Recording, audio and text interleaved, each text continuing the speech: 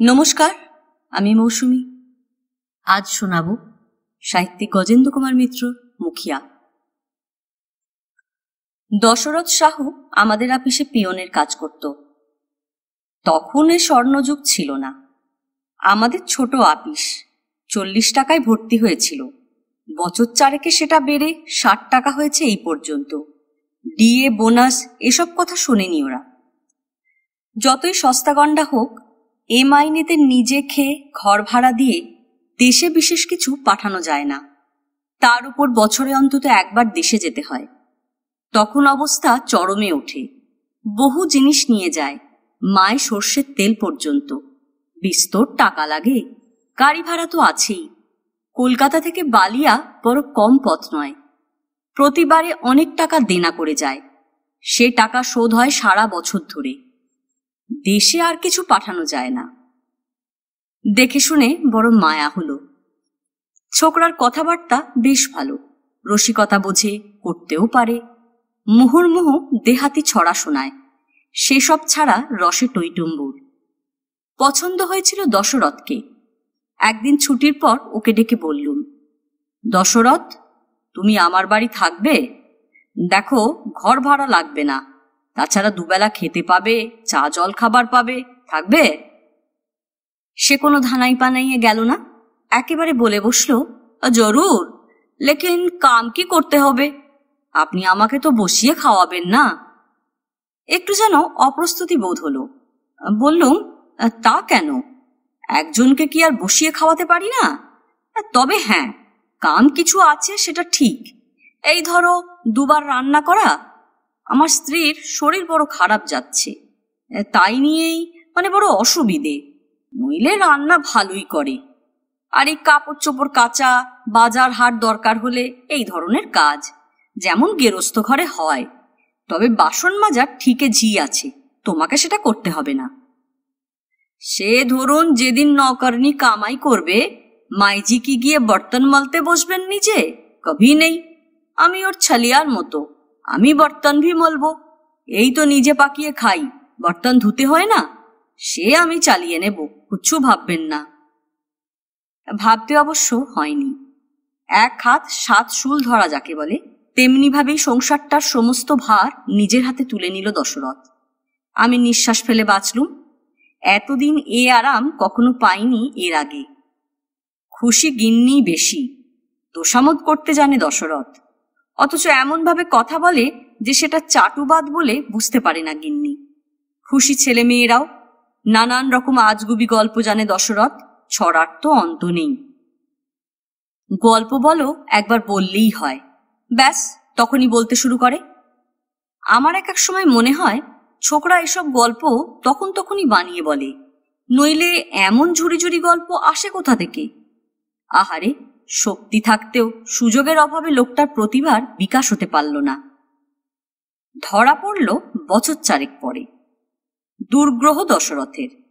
ওর একটি টিনের সুটকেস ছিল, তার চাবি কখনো হাতছাড়া করত না। অবশ্য সেটাও দৃষ্টিকটু হতে দেয়নি। চাবিটা বাঁধা থাকত জেনেও, অর্থাৎ পৈতেতে। এমন তো থাকেই অনেকের। কিন্তু পৈতেটা বোধহয় পচে এসেছিল। একদিন কি করে যাতায়াতের পথে সেটা পড়ে গেছিল। অত বুঝতে পারিনি। সকালের তারায় খেয়াল করেনি অত। 9:30টার মধ্যে রান্না শেষ করে আপিস দৌড়তে হবে যাকে, তার নিজের দিকে মন দেওয়া শক্ত। সকালের কাজও তো কম না। ভোরের চা দিয়েই ছোটে দুধ আনতে, বাজার করতে, তারপর জলখাবার দেওয়া, আমাদের চা, ছেলে মেয়েদের দুধেরও ঝঞ্ঝাট কম নয়। ততক্ষণে উনুন ধরে যায়। একটা উনুন, একটা স্টোভ, দুটোই জলে বলে রক্ষে। কেননা এর ভেতর বিছানা তোলা, ঘর ঝাড় মোছা, ছেলে মেয়েদের টিফিন সাজিয়ে দেওয়া সবই আছে। তাদের মা শুধু কুটনটি কুটে দেন, সকালে রুটিতে মাখন মাখান, ফল টল কি মিষ্টি কিছু থাকলে ব্রেকফাস্টে তা সাজিয়ে দেন, ছেলে মেয়েদের পোশাক পরিয়ে দেন। এতেই তিনি ক্লান্ত হয়ে পড়েন। দশরথের মতো লোক আছে বলেই বোধহয় ক্লান্তিটা আরো অল্প কারণে বোধ করতে পারেন। চাবিটা কুড়িয়ে পায় আমার মেয়ে উষা। সে কাউকে কিছু বলেনি। চাবিটা লুকিয়ে রেখে স্কুলে চলে গেছিল। কি কারণে সেদিনটা হাফ হলিডে ছিল, সেটা আরো সাপে বর হলো। সকাল করে ফিরেই দশরথের সিঁড়ির ঘরের আস্তানায় তার তক্তপোষের নিচের থেকে সুটকেসটা টেনে বার করে সেটা খুলে ফেলল। জেনেউতে ওই একটি চাবি, সুতরাং ওটা যে এই অদ্বিতীয় সুটকেসেরই তা উষাও বুঝতে পেরেছিল। তার তখন বয়স 10, বয়সের তুলনাতে পাকা আরো বেশি। সুটকেস খুলতে 2-1টা গরম জামা চোখে পড়ল। তারপরেই দেখল থাকে থাকে মানি অর্ডারের রসিদ। আপিস থেকে পাঠাতো, আপিসেই রসিদ আসত। কে আর কত লক্ষ্য করেছে। মা মা দেখো কি কাণ্ড বলে চেঁচিয়ে উঠতে গিন্নিও নিদ্রাতুর অপ্রসন্ন মুখে নিচে এলেন। কিন্তু রসিদগুলো দেখে তাঁরও চক্ষু স্থির। প্রতি মাসেই মোটা মোটা টাকা গেছে এখান থেকে, 150-র কম নয়। কোনো কোনো মাসে 200 টাকা পর্যন্ত গেছে। পুজোর মাসগুলোয় আরো বেশি, কেননা আপিসের বাবুদের কাছে বকশিস আদায় হতো ওই সময়। সেদিন আর কিছু বলা হলো না। উষা চালাক মেয়ে, সুটকেসটা যথাস্থানে রেখে চাবিটা সেইখানকারই মেঝেতে ফেলে রেখে এসেছিল। দশরথও অতটা বুঝতে পারেনি। আপিসে এসে খোঁজ খবর করতে জানা গেল সেখানেও কিছু কিছু এমনই বাড়তি রোজগার হয়। আপিসে 2বার সরকারিভাবে চা আসে, একবার 12টায় আর একবার 3টে। সে সময় রুটি মাখনেরও ব্যবস্থা আছে। এছাড়া এটা সদাগরি আপিস, বহু রকমের লোক আসে। পাওনাদারদের আপ্যায়ন করার দরকার নেই, কিন্তু ক্রেতাদের তুষ্টির জন্য চা খাবার আসে। আর একই সময় যদি কোনো পাওনাদার এসে পড়ে তার সামনেও চা খাবারের প্লেট রাখতে হয়। এসবই দশরথের হাতে। কবে সে সুকৌশলে এই কাজের ভারটি নিজের হাতে নিয়েছিল সে কেউই বুঝতে পারেনি, মনেও রাখেনি। যেখানে এত ঘন ঘন বাইরে থেকে চা, খাবার, মাখন, রুটি এসব আনতে হয়, সেখানে অত হিসেব রাখা যায় না। তাহলেও এখনো পুরনো খাতাপত্র দেখে এই টিফিন ও আপ্যায়ন পর্বের যে অঙ্ক দিনের পর দিন ভাউচার সই করে আদায় করেছে সে, এত টাকা খরচ কিছুতে হতে পারে না। অর্থাৎ অক্লান্ত পরিশ্রমী মধুর ভাষী দশরথ সাহু একটি পাকা চোর। চার্জ করার সঙ্গে সঙ্গে দশরথ 2 হাত জোর করে বেশ সহজভাবেই বলল, আগে হ্যাঁ হুজুর, আমি নিয়েছি, আমি স্বীকার করছি। নইলে বলুন, যা তলব আপনারা দেন তাতে কি চলে? বলুন, আপনারাই বুঝে দেখুন। ঘরে বউ আছে, 3টে মেয়ে, একটা ছেলে, জমি বলতে কিছুই নেই। বড় জোর 10 কাঠা হবে। খাটবার লোক তো আমি একা, তবু তো আমার খাওয়ার লোক কম। আমার বোকা ভাইটা এর মধ্যে 10টা ছেলে মেয়ে করে বসে আছে। খাবে কি, খাওয়াবে কি? 10 বছরের ছেলে 11 বছরের মেয়েকে কলকাতা পাঠিয়েছে, গৃহস্থ বাড়ি কাজ করছে তারা। তারপর একটু থেমে এবার বলল, তবে আমি এবার নিজেই বন্ধ করতুম হুজুর।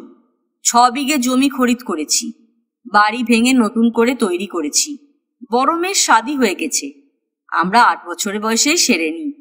ছোট মেয়েটির কথাও পাকা হয়ে গেছে, তার জন্য যা খরচ হতে পারে সে ব্যবস্থাও করে রেখেছি। এবার দেশে গিয়ে খেতিউতি দেখব, ছেলেটাকেও এই কাজে দেব। 2টো খাবার অভাব থাকবে না আর। বেশি লোভ আমার নেই হুজুর। আমার মাথা গরম হয়ে যায়। তাই বলে তুমি এইভাবে চুরি করবে? আবারও দশরথ হাত জোর করে বলে, চুরি কেন বলছেন বাবু? ধরুন আপনার বাজার করে দিচ্ছি, বাজার, দোকান, ধোবিখানায় যাওয়া কি না করছি, তার জন্য ওটা ধরুন আমার কমিশন। কমিশন, মজুরি, যা বলেন। আর আপিসের টাকা নেওয়াটা চুরি নয়? আগে সাহেবরা খদ্দেরদের চা দিয়ে, লিমনেড দিয়ে খাতির করেন, মালের দামটা চড়িয়ে নেন তার বদলে। কত কি জিনিস প্রেজেন্ট করেন, টোপ ফেলার মতো। তা তারা যদি এটা করেন, আমি ওর মধ্যে থেকে 2 পয়সা নেব না কেন হুজুর? তবে আমি বেশি লোভ করিনি। আপনি ভেবে দেখুন, ইচ্ছে করলে আমি আরো নিতে পারতুম। মাস গেলে কি বা এমন পাঠিয়েছি বলুন? আসলে এটা আমি জানতুম, পুকুর চুরি করলে ধরা পড়বই। যে গরুটা দুধ দেয় তাকে বাঁচিয়ে রাখতে হয়। এই যা নিয়েছ, এর জন্যই যদি আমি কি কোম্পানির মালিকরা জেলে দেন? পারবেন না হুজুর। চাবির অন্য চেহারা দেখেই বুঝেছি কেউ খুলেছে। সেসব রসিদ গঙ্গায় ফেলে দিয়েছি। কিসের জোরে পুলিশে দেবেন বলুন? আর কোম্পানি, কে ওই খাতা ঘেঁটে চাওয়ালার খাবারওয়ালার এত পুরনো খাতা থেকে মিলবে? ও আশা ছেড়ে দিন। তবে আমি চলেই যাচ্ছি, আমার কাম সারা হয়ে গেছে। সত্যি সত্যি চলে গেল দশরথ, আমার যথেষ্ট অসুবিধে ঘটিয়ে। গৃহিণীর ঘোর আপত্তি ছিল, কিন্তু আমার সাহস হলো না। এই যে শ্রেণীর চোর ডাকাতি করতেও বিন্দুমাত্র দ্বিধা করবে না। এরপর বহু বছর কেটে গেছে। অনেক ঘটনা ঘটেছে দেশে ও আমার ব্যক্তিগত জীবনে। সে আপিস ছেড়ে দিয়ে নিজে ব্যবসা ধরেছি, ছেলে বউকে পার্টনার করে নিয়ে। 2 পয়সা আসছে, সব যে প্রকাশ্যভাবে আসছে তা নয়। আর সেই সময়গুলোতেই, মানে বাড়তি টাকা নেবার সময়, দশরথের কথা মনে পড়ে যায়। হঠাৎ এই বছর আগে একবার বালিয়া জেলার এক গ্রামে যেতে হয়েছিল এক খদ্দেরের সঙ্গে। তিনি অনেক সাহায্য করেন আমাদের, তাই তার সঙ্গে যাওয়ার কথাতে আর না বলতে পারিনি। যেখানে পৌঁছলুম সেখানে আমার সঙ্গীর বিস্তর ভূসম্পত্তি আছে, সেই কারণেই আসা। সব তো নিজের নামে রাখা সম্ভব নয়, তাতেই গোলমাল বাঁধে। কথায় কথায় রাজেনবাবু বললেন, এর পাশের গাঁয়েও আমার কিছু জমি আছে, সেখানেও কাল যাব। আগে বয়েল গাড়ি ছাড়া কিছু চলতো না, এখন রাস্তা ভালো হয়েছে, সাইকেল রিক্সা চলে। অলস কৌতূহলে প্রশ্ন করি, গ্রামের নাম কি? বিটটুলিয়া। কে যে এ নাম রেখেছিল কে জানে, সবাই কি মহাবীর ওখানের? হেসে তিনি বললেন। কিন্তু সেদিকে আমার মন ছিল না। কেবলই মনে হচ্ছে কোথায় যেন শুনেছি নামটা, কি যেন খুব চেনা নাম, কি একটা সম্পর্ক। সঙ্গে সঙ্গেই মনে পড়ল দশরথ। দশরথের গায়ের এই নাম অনেকবার বলেছে। প্রশ্ন করি, দশরথ বলে ওখানকার কাউকে চেনেন? দশরথ সাহু? দশরথ সাহু? আজ্ঞে, সে তো ওখানকার মুখিয়া। তাকে আপনি চিনলেন কি করে? আমাদের আপিসে কাজ করত এককালে। সংক্ষেপে বলি, তা সে মুখিয়া হলো কি করে? হলো মানে? এই ওর সেকেন্ড টার্ম। আপনি চেনেন যখন, তখন তো আর কথা নেই।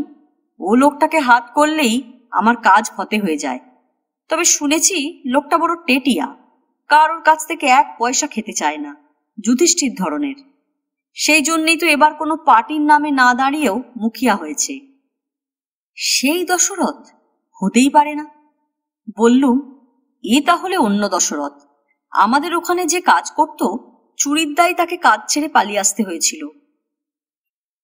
তাই নাকি? কিন্তু 2 জন দশরথের কথা তো শুনিনি, কে জানে।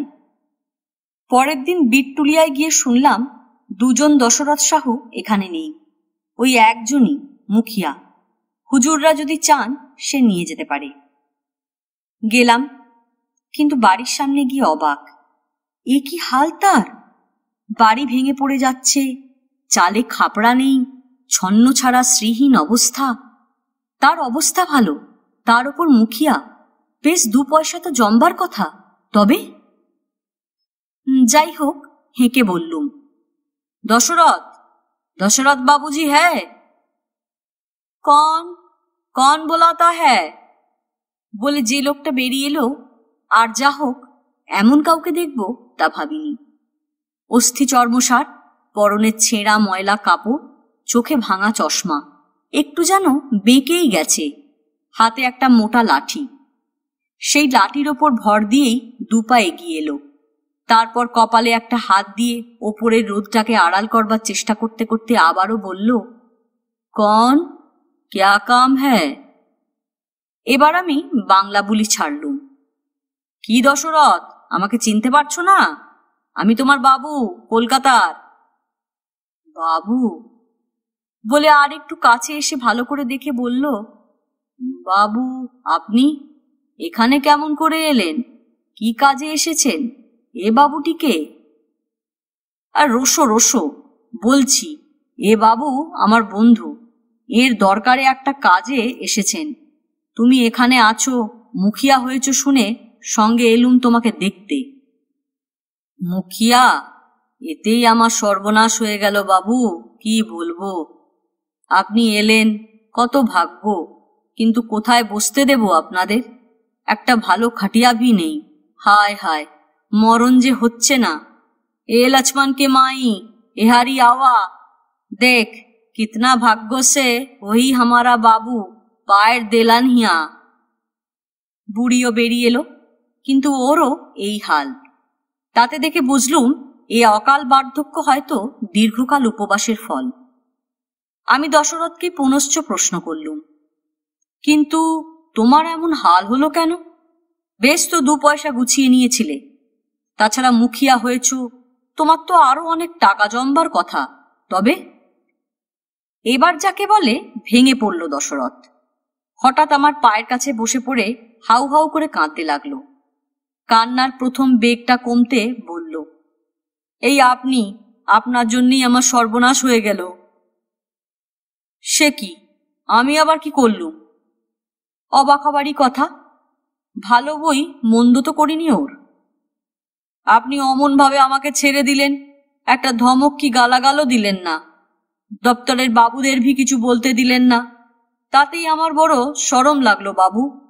সেই দিনই শঙ্কর ভগবানের কাছে নিয়ে কি রাখেলুম কি আর কখনো কারোর কাছ থেকে কোনো অধর্মের পয়সা নেব না। ভগবান যখন এত দিয়েছেন, অভাব রাখেননি, তখন আর কেনই বা? সেই সঙ্গেই ছেলের নাম করেও কি রেখেলুম। বড় ছেলেটা আমার বড্ড ভালো ছিল বাবুজি। তারপর? আমি প্রায় রুদ্ধ নিঃশ্বাসে প্রশ্ন করলুম। বছর 2 বেশি কাটল। তারপর বাবুজি কি বলবো, হঠাৎই একদিন সুযোগ এসে গেল, এখানকার এক মহাজন আমাকে কিছু গাইয়া আর 3টে ভৈঁস কিনতে পাঠালেন মোটা টাকা দিয়ে সোনারপুরের মেলায়। বাবুজি কি মাথায় ভূত চাপলো, বেশি না 200টা টাকা খরচ বাড়িয়ে বললুম। বেইমানি করলুম, জানোয়ার পায়ে হাঁটিয়ে আনতে হয়, তার খরচও যেমন মেহনাও তো তেমনি। সে মেহনত আনাও মালিক ভালোই দিয়েছিল, তবু এ লোভ ছাড়তে পারলুম না। ততদিনে কিরের কথাটাও অত খেয়াল ছিল না। তা আমি ভুললে কি হবে, শঙ্কর ভগবান ভোলেননি। 7 দিনের মধ্যে আমার জোয়ান ছেলেটা হেজা কি বিমারি মে 7 ঘন্টার মধ্যে মরে গেল, কিছুতে বাঁচানো গেল না। বলতে বলতেই ওহো করে কেঁদে উঠল। আমি তাড়াতাড়ি বললুম, তা তো হলো, তাতে তোমার এমন খারাপ হাল হবে কেন? জমি জমা তো বিস্তর করেছিলে। সহসা যেন জ্বলে উঠল দশরথ। নিজের 2 গালে চড় মেরে বললে, লোভ আর কেন? যে মানুষের ভিতর লোভ ঢুকেছে, সে টাকা না হোক অন্যদিকে তা মিটিয়ে নিতে চাইবে বই কি। বাবুজি, ক্ষমতার লোভও তো লোভ। 2টো মেয়ের বিয়েতে কিছু জমি বেচতে হয়েছিল, তাছাড়াও কিছু ধার হয়ে গেল। ওই বুড়িটার জন্য 2-4টে জেবার বানিয়েছিল, তাও ওই মেয়ের বিয়েতে চলে গেল। আর তারপরেই গাঁয়ের লোক সব এসে ধরল, তুই মুখিয়া হ, 1 পয়সা চুরি করিস না, তুই মুখিয়া হলে লোকে বাঁচবে। আমারও মনে লোভ ঢুকলো, সবাই মানবে গণবে, এসে হাত জোর করবে, এ কি কম লোভ? আমি রাজি হয়ে গেলুম। ওরা বলেছিল, তোর 1 পয়সা খরচ হবে না, আমরা চাঁদা করে টাকা তুলব, খাটবো আমাদের গরজে। কিন্তু একজন লোকও উপর হাত করলে না, সব খরচ আমাকে করতে হলো, টাকা ধার করে। যারা ধার দিয়েছিল তারা ভেবেছিল মুখিয়া হলেই অনেক টাকা হাতে আসবে, দেনা শোধ হবে। কিন্তু আমার তখন খুব আক্কেল হয়েছে। ছোট ছেলেটা না যায় আমি 1 পয়সা ছুঁইনি বাবু, আপনার পায়ে হাত দিয়ে বলছি। সে চুনাউতিকে দেনা, সেই যেটুকু জমি ছিল তাও বেচে শোধ দিতে হলো। তাতেই কি রক্ষে মিলল? শঙ্কর ভগবানের রাগ গেল না বাবু। ছোট ছেলেটাকে পড়ানোর চেষ্টা করলুম, সে পড়ল না, একদিন কোথায় পালিয়ে গেল। বুড়ি বললে, এসব ছাড়ো, অপরের জমিতে চাষ করলেও তবু পেটে 2 মুঠো যাবে। পারলুম না বাবুজি ছাড়তে। প্রথম অবশ্য আমি বেঁকে দাঁড়িয়েছিলুম, কিন্তু এবার গাঁয়ের লোক সবাই মিলে খেটে খুঁটে আমাকে দাঁড় করালো। বাবু, যদি কিরে না থাকতো আমি পাকা ঘরবাড়ি করে ফেলতুম, কিন্তু আমার হয়েছে পড়ে মার খাওয়া। কখন যে ওর স্ত্রী এসে দাঁড়িয়েছে তা দেখিনি, চিনি না তো, অনুমানে বুঝলুম সেই ওর স্ত্রী। সে এবার বসে আমার পা দুটো চেপে ধরে বলল, বাবু আপনি কৃপা করুন, ওকে কলকাতা নিয়ে যান, সেখানে যা হোক কিছু কাজ যদি পায় তো তবু বাঁচবে, নইলে এই তো দেখছেন উপোস করে মরবে। আমি বললুম, ওর কি আর সে ক্ষমতা আছে? ওই শরীর কলকাতা যাওয়া পর্যন্ত টিকবে, না সেখানে গিয়ে খাটতে পারবে? ওর দ্বারা আর কোনো কাজ হবে না। বললুম, তবু ওর কান্না দেখে দুঃখও হলো। সঙ্গে কিছু টাকা ছিল, ওকে 50 টাকা দিয়ে বললুম, এখন এইতে চাল গম যা হয় কেনো, আমি দেশে গিয়ে বরং আর কিছু পাঠিয়ে দেব, চালটা ছাইয়ে নিও একটু খাপড়া চড়িয়ে। আমরা যখন চলে আসছি তখনও দশরথের বউ তেমনি কাঁদছে, ডাক ছেড়ে হাহাকার করে। এ গল্প এখানেই শেষ। গল্প পাঠ ভালো লাগলে লাইক, শেয়ার, কমেন্টস করতে ভুলবেন না। আজকের মতো নমস্কার।